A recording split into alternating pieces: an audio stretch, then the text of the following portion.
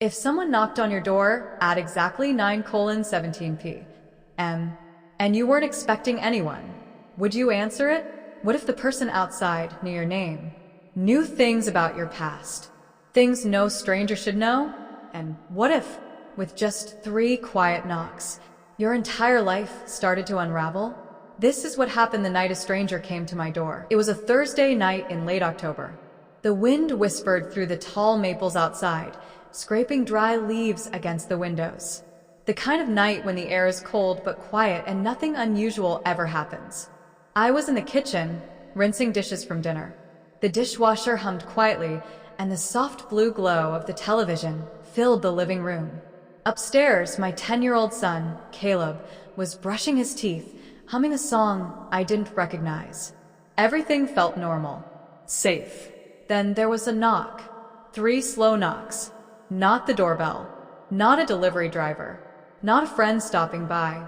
3 deliberate, steady knocks. I froze in place, dish towel clutched in my hand. My heart began to beat faster. Nobody knocks anymore. People text. They call.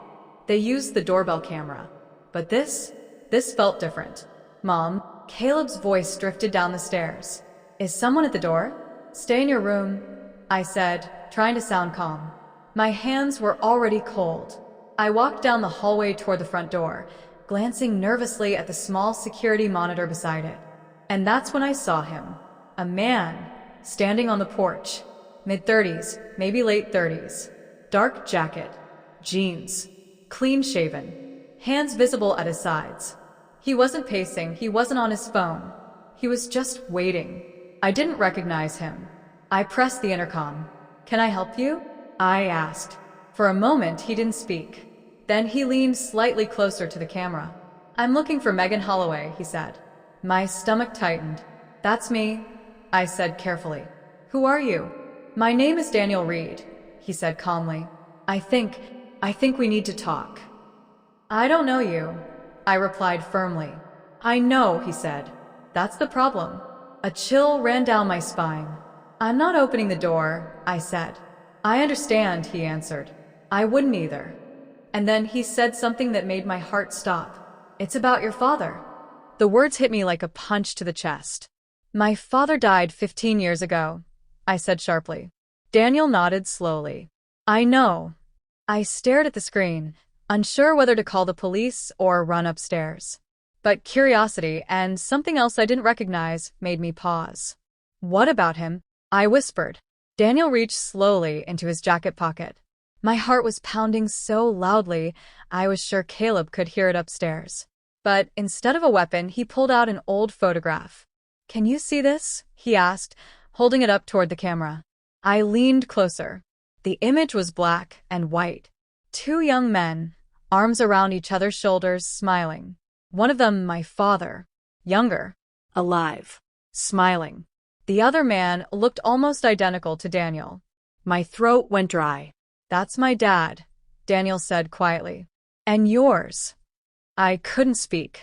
My mind spun through memories.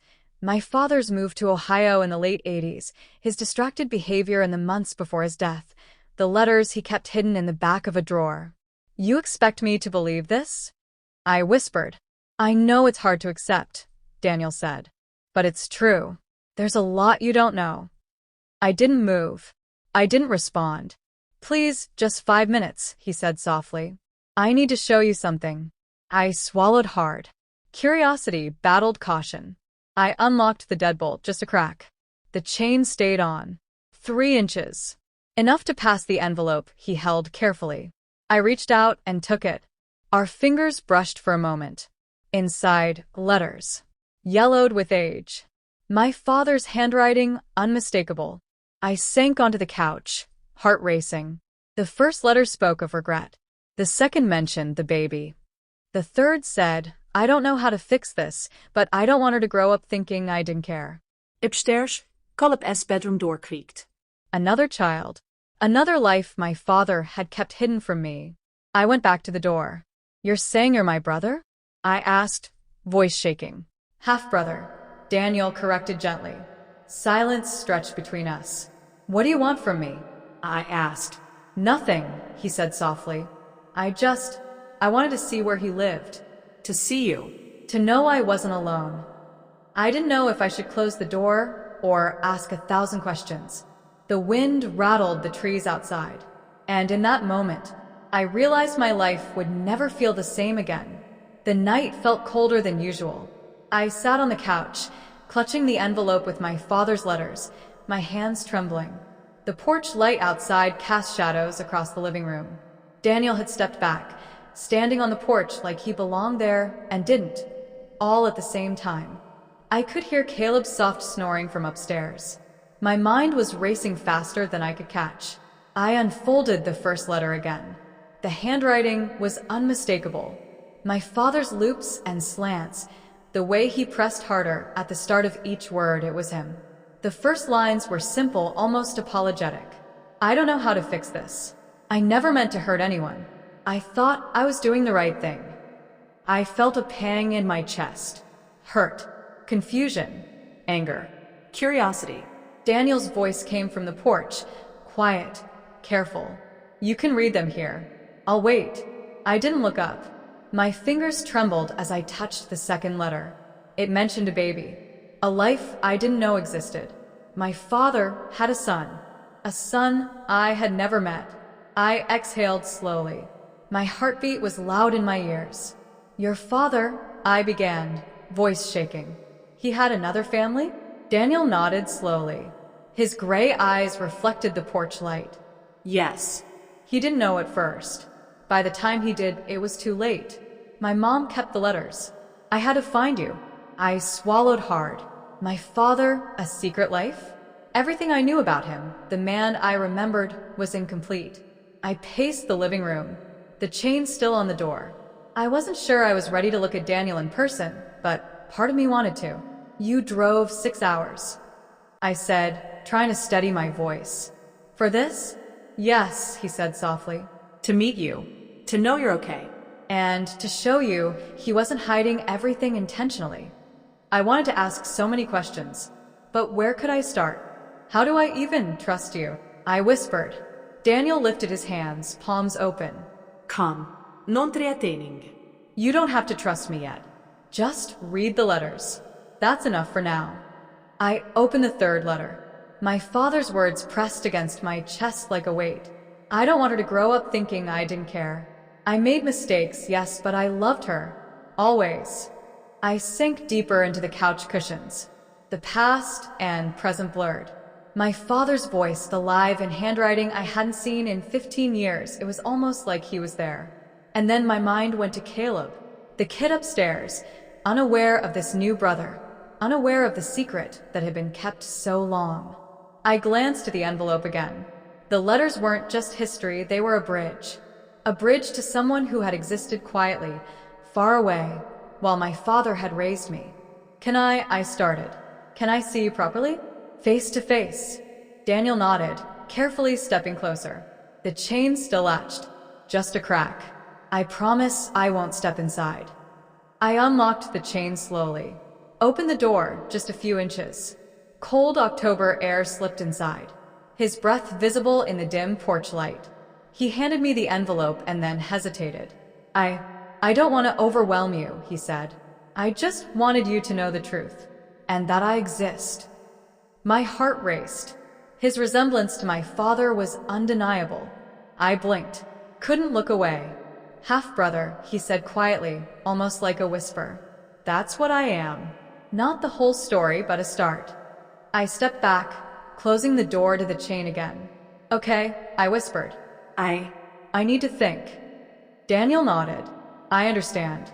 I'm staying at the Hampton Inn off Route 9. Room 214.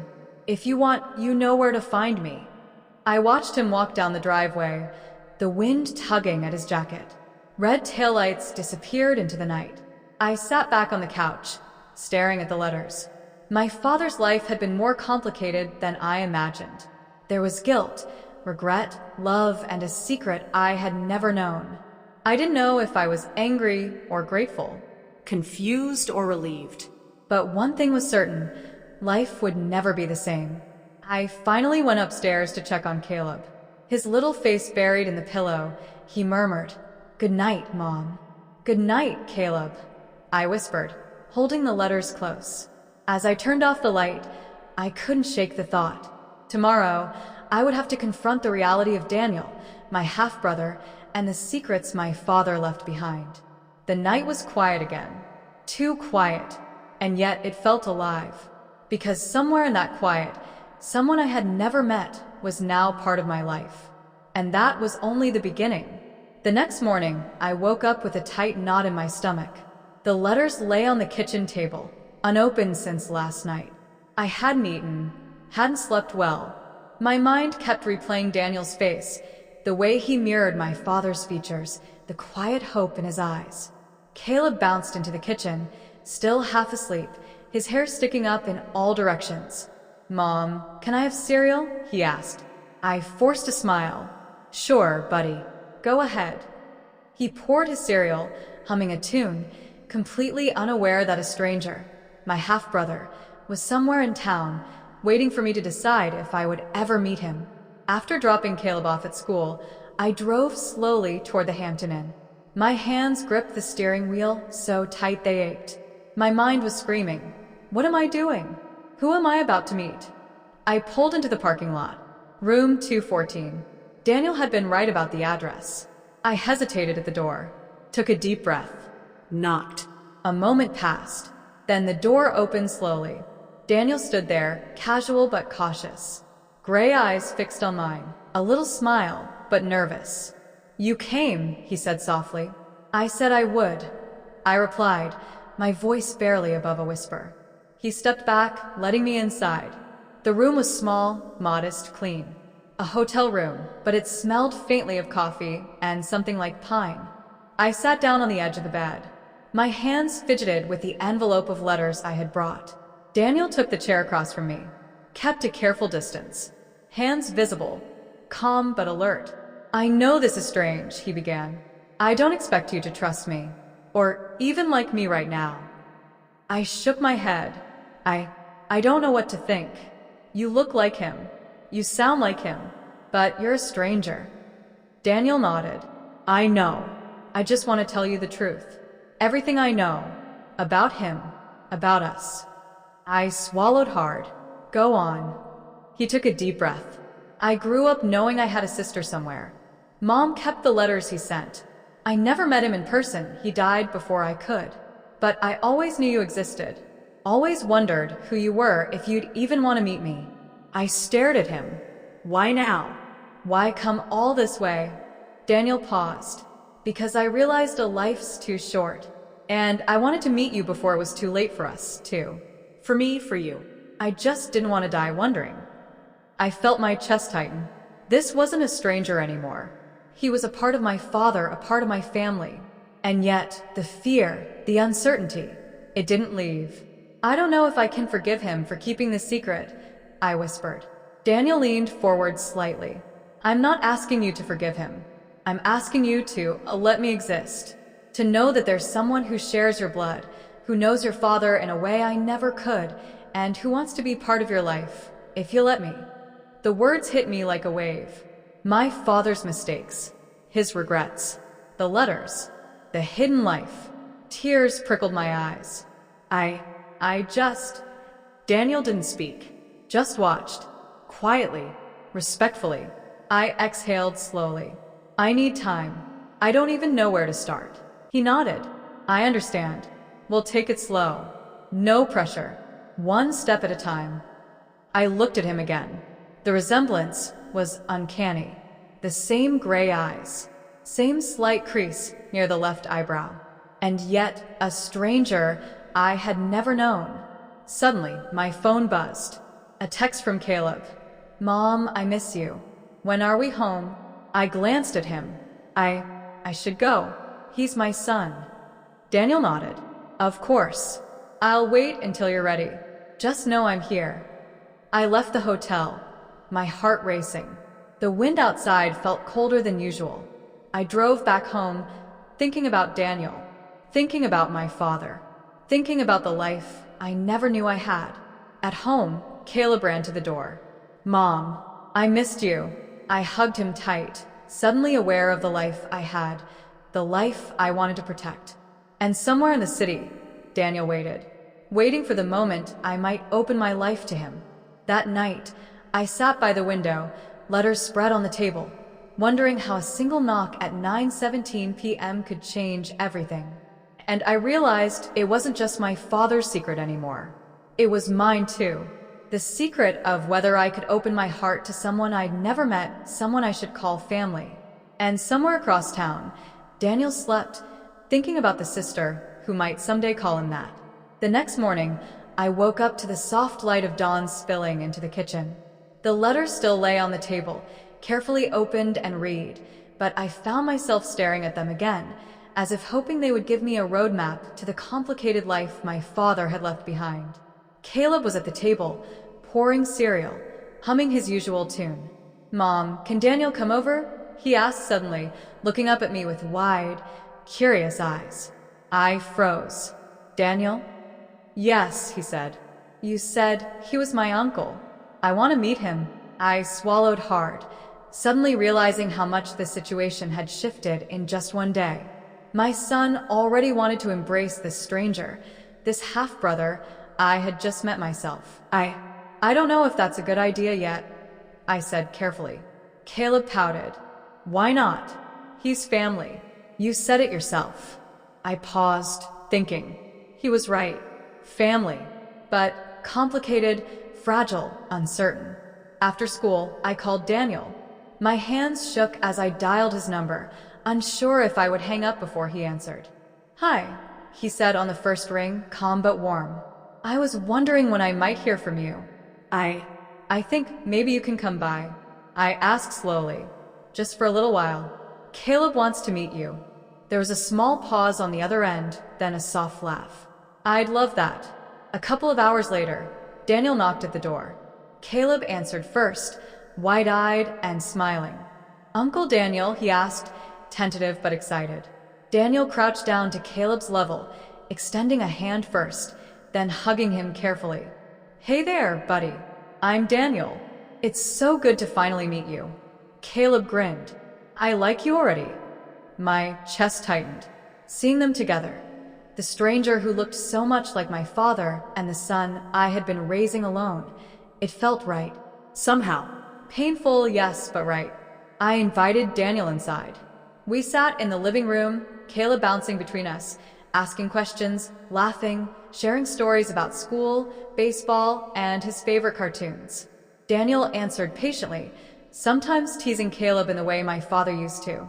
I watched them, amazed. Slowly, cautiously, a bond was forming. After a while, Caleb ran upstairs to get his homework. Daniel and I were left alone. "I never expected this," I said quietly. "Seeing him with you, it's surreal." Daniel smiled, but there was a touch of sadness in his eyes. "I know. It's surreal for me too. I never thought I'd have a chance to be part of this life." "Not really."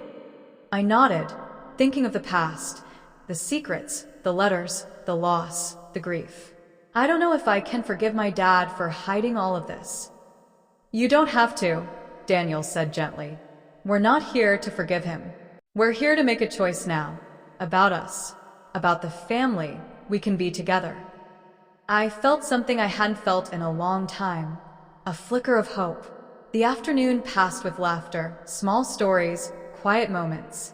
Caleb showed Daniel his favorite baseball glove, and Daniel told a story about his own childhood, about my father and their shared memories that I had never known. By the time the sun began to set, painting the sky in pink and orange, I felt a sense of peace. The knot in my chest that had stayed since that knock at 9:17 p.m. was loosening. Daniel and I stood by the doorway as he prepared to leave for the night. "Thank you," I said softly, "for coming and for being patient with me." He smiled. "No need to thank me. I just wanted a chance. And maybe we'll have more chances." I nodded. "I'd like that." As he walked down the driveway, I looked at Caleb, who was waving enthusiastically. "I think this is the start of something good," I whispered to him. He grinned. "Yeah, my uncle's cool." For the first time in weeks, maybe months, I felt the kind of calm that only comes when a storm has passed and the sun begins to rise again. Life wasn't simple. It never would be. There were secrets, regrets, and unanswered questions. But now there was also hope. A new beginning. For Caleb, for Daniel, and for me. And somewhere in the quiet night, I knew that the knock at 9:17 p.m. was not the end of a story. It was the start of a whole new chapter. Please subscribe for more interesting stories. Thanks and goodbye.